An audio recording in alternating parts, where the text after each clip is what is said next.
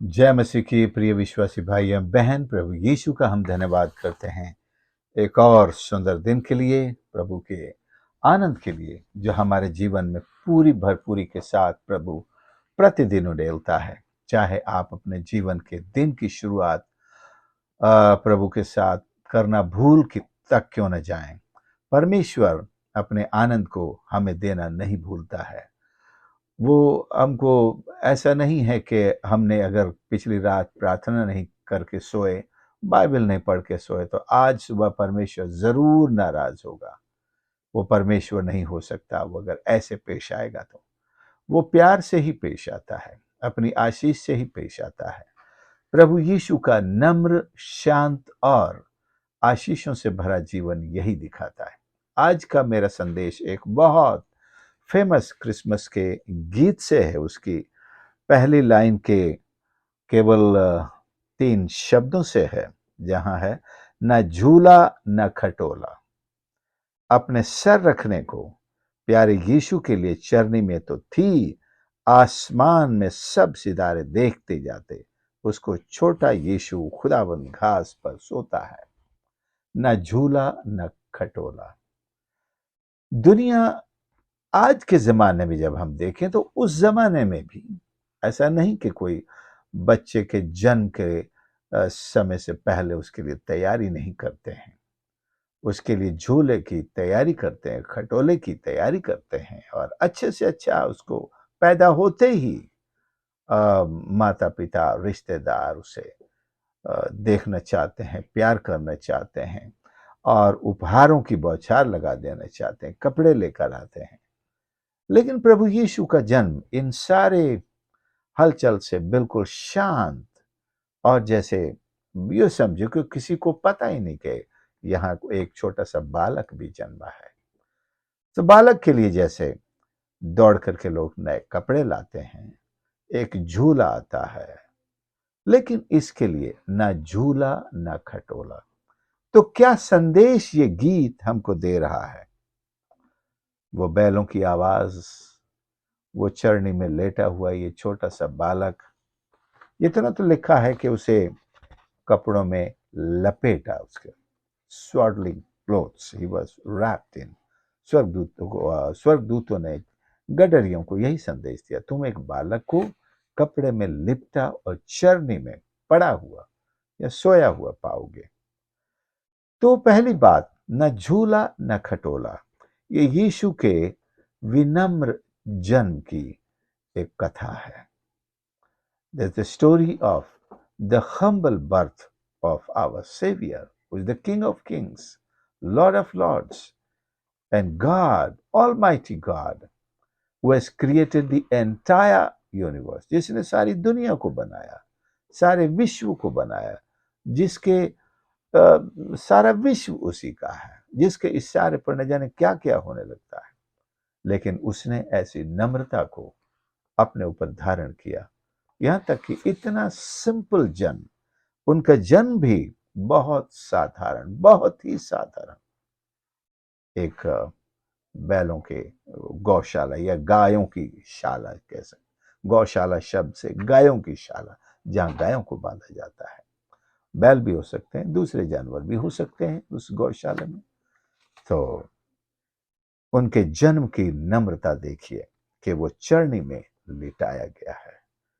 लूका 2 और उसके 7 में लिखा है, उसने अपने पहलौठे पुत्र को जन्म दिया, अर्थात मरियम ने, और उसे कपड़े में लपेट कर चरनी में रखा, क्योंकि सराय में उनके लिए जगह न थी। यीशु जो राजा हैं, कितने साधारण परिस्थिति में जन्म लेते हैं। और उनके लिए दूसरी बात यह है कि परमेश्वर की शांति और सांत्वना का संदेश है। न झूला न खटोला, न तो मंदिर उसमें महल में, न राजा के किसी घर में, किसी राजा के घर में, न उसके महल में। वहां तो सोने और चांदी के झूले होते हैं, सोने के खटोले होते हैं और शाही लोग राजकुमारों की सेवा करने के लिए लगे होते हैं। ऐसी कोई परिस्थिति नहीं थी। इतनी साधारणतम परिस्थिति से उठकर प्रभु यीशु ने सारे संसार को अपना प्रेम प्रकट किया, सारे संसार का दिल समझो जीत लिया। अब शैतान दुष्ट आत्माओं की और ऐसे लोगों की जो यीशु को जिन्होंने क्रूस पर चढ़ाया, मुट्ठी भर लोग, लेकिन वो पावर में थे। पावर से मतलब वो सरकार में थे। और ये भी बात मायने नहीं रखती है कि वो ताकतवर लोग थे, उनके इशारे पर पुलिस थी, सरकार थी, सब। ये तो प्रभु यीशु का अपने आप बनाया हुआ एक वो सब था, योजना थी कि उसे क्रूस पर चढ़ना है, खून बहाना है, पापियों को छुड़ाना है। ये उसी के कारण प्रभु यीशु से तो इतनी नम्रता में आ गए कि लोग उसे पकड़ सकते हैं, गिरफ्तार कर सकते हैं, उसे सूली पर भी चढ़ा सकते हैं। तो ये झूला और खटोला ये भी उसको नसीब नहीं हुआ। तो क्या दर्शाता है कि यीशु ने अपने आप को कितना साधारण किया, महिमा से रहित किया, सारी वो सर्वशक्तिमान होने की शक्ति को त्याग दिया और मनुष्यों ने अपने हाथ में लेकर जैसा चाहा उसके साथ व्यवहार किया। न झूला न खटोला। प्रभु यीशु पाप रहित होते हुए भी, जैसे लिखा है, जिसने न तो पाप किया और न उसके मुंह से छल की कोई बात निकली थी। तो संदेश यह है, यीशु ने एक निर्दोष जीवन जिया ताकि वे संसार के पापों का प्रायश्चित करने वाले सिद्ध मेमने बन सके या मेमना बन सके। इसलिए इतनी सरल, इतनी सिंपल, साधारण जन की परिस्थिति को प्रभु यीशु ने अपनाया और परमेश्वर हमारे साथ आ उपस्थित हुआ।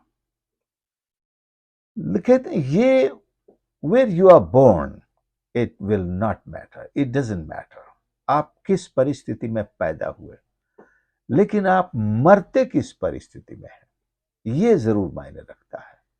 क्योंकि जन्म के बाद आपने अपने जीवन को किस तरह जिया, बनाया, क्या हासिल किया, ये चीजें आपके मरने की या मृत्यु के सम्मान को बताएंगे।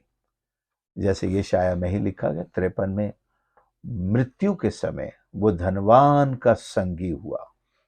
जन्म के समय वो कितना साधारण गरीबों का संगी था, वो गरीब से गरीब लोगों का, लेकिन मृत्यु के समय वो धनवान का संगी हुआ, अर्थात उसे शाही तरीके से, शाहाना तरीके से, रॉयल्टी के साथ दफनाया गया और राजाओं के साथ उसे सम्मान मिला। उसने अपने जीवन में भी राजाओं के समान सम्मान हासिल किया। तो आप भी अगर बहुत गरीब, पिछड़े या किसी सुदूर गांव में पैदा हुए हैं और आपका जन्म भी बहुत साधारण रहा है, गरीबी में पला बड़ा है, ये तो भले जन्म तो आपका चुनाव नहीं है, लेकिन उस परिस्थिति को पकड़े रहना ये मैं समझूंगा आपका चुनाव है। आप ऐसा अपने आप को ट्रांसफॉर्म कर सकते हैं, परमेश्वर की आशीष पा सकते हैं, उसकी बुद्धि पा सकते हैं और आप अपने आप को परमेश्वर की सहायता से उसकी सेवा में ही इतना बड़ा बना सकते हैं कि आप धनवानों के साथ, राजाओं के साथ बैठें। जैसे संस्कृत की जो लोकोक्ति है या सुभाषितानी जिसे कहते हैं, लोकोक्ति हैं वो भी, ऐसा सुभाषित गीत हैं जो महत्वपूर्ण स्टेटमेंट्स हैं। कहा कि विद्या जो है, जिसने भी विद्या को प्राप्त कर लिया वो राजाओं के साथ बैठता है, उसका सम्मान होता है। देश भर में ही नहीं, दुनिया भर में उसका सम्मान होता है। तो भले ही आप एक साधारण जन्म से, साधारण परिस्थिति में जन्म लेकर आए हों, आप अपने जीवन में वो सारी खूबियां सीखें, प्राप्त करें, अपने जीवन को समर्पित करें, तो आप राजाओं के साथ बैठेंगे। प्रभु यीशु ने वो करके दिखाया है। झूला और खटोला वो भी नहीं था। मैं कहना चाहता हूं, गरीबों को तो झोला मिलता है, खटोला मिलता है, एक crib no crib no bed for him, English का वो गीत में से away in a manger, no crib no bed, उसको झूला नहीं, खटोला नहीं, एक चरनी में लेटा हुआ है। लेकिन अंत को देखिए, उनकी सेवकाई को देखिए, और चलो वो 33 साल छोड़ दीजिए, उसके बाद प्रभु यीशु के शिक्षाओं से जो उनके व्यक्तित्व का निखार आया है, जो उनके ईश्वर होने को सारी दुनिया ने माना है, उनके सर्वशक्तिमान होने को सारी दुनिया ने स्वीकार किया, जो हर एक घुटना आज तक टिका है, और एक समय और आएगा जहां हर एक घुटना उसके सामने टिकेगा। आप सोच सकते हैं कि चरनी में लेटा हुआ ये गरीब से गरीब बालक एक दिन इतना महान बनेगा। 2000 साल में हर दिन उसकी महानता बढ़ती जा रही है। Every day is really helping to in the growth of his greatness in this world, in the lives of people. वो तो महानतम है ही।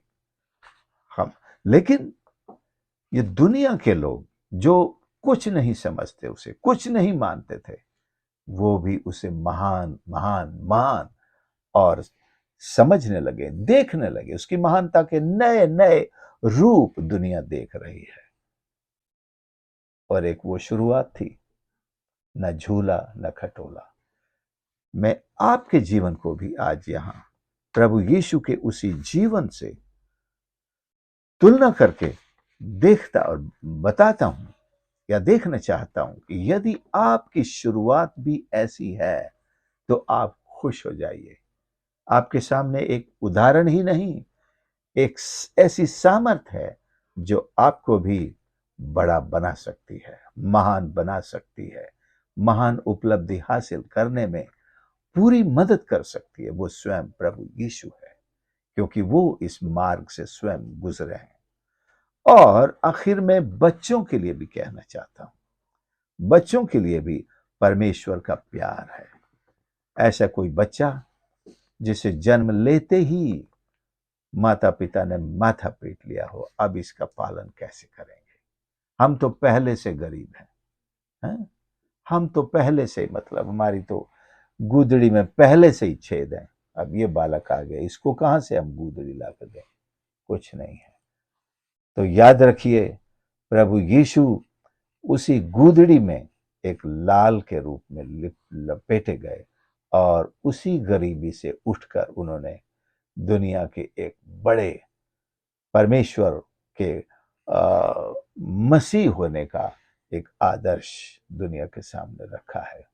हम एक नए मसीह को नहीं, बल्कि उसी मसीह के सेवक बनकर इस दुनिया में इतना तो बता सकते हैं, उसके हाथ पकड़कर, उसकी सामर्थ को पाकर, उसकी शिक्षा को अपनाकर, उसकी आज्ञाओं को अपने जीवन में अपनाकर हम भी इस दुनिया में कुछ बन सकते हैं।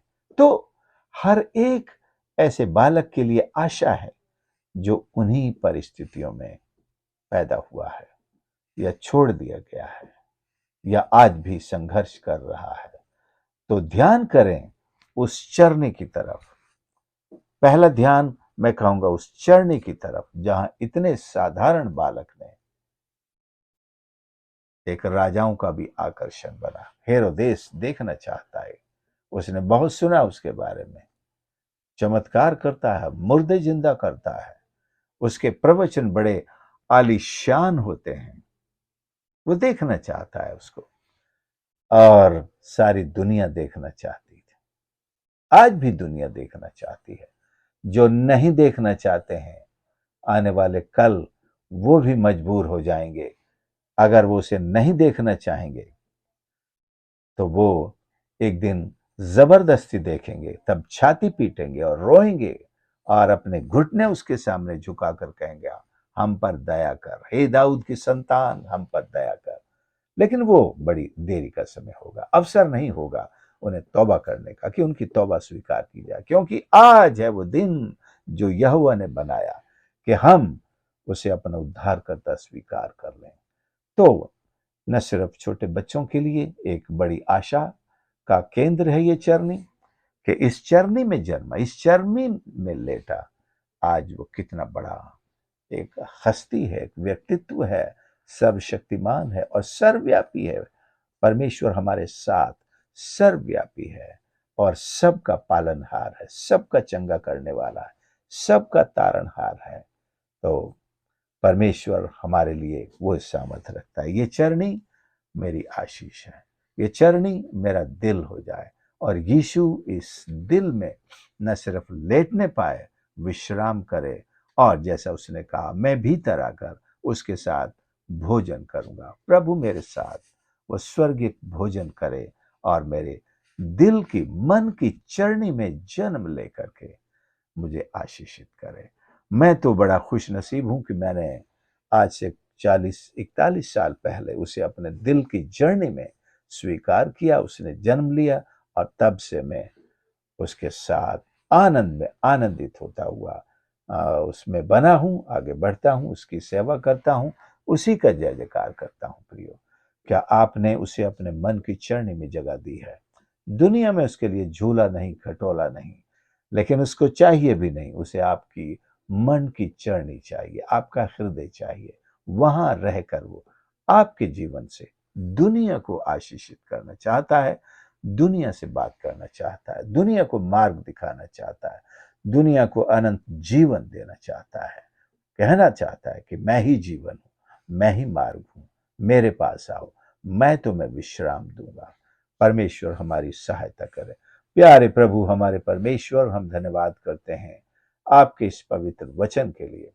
आपके लिए परमेश्वर इस संसार में न झूला न खटोला, केवल चरनी में आप लेते थे, लेकिन उस बड़ी विनम्र शुरुआत से भी आपने अपने आप को परमेश्वर दिखा दिया, बता दिया सारी मानवता को, सारी दुनिया को, कि जन्म चाहे कैसी भी परिस्थिति में क्यों ना हो, अगर आप परमेश्वर के साथ हैं, आप परमेश्वर पर निर्भर हैं, परमेश्वर की आज्ञाओं पर चलते हैं, आप निश्चय राजाओं के संग बैठेंगे और धनवानों का साथ आपको मिलेगा और परमेश्वर का सम्मान आपको दुनिया के हर कोने में मिलेगा।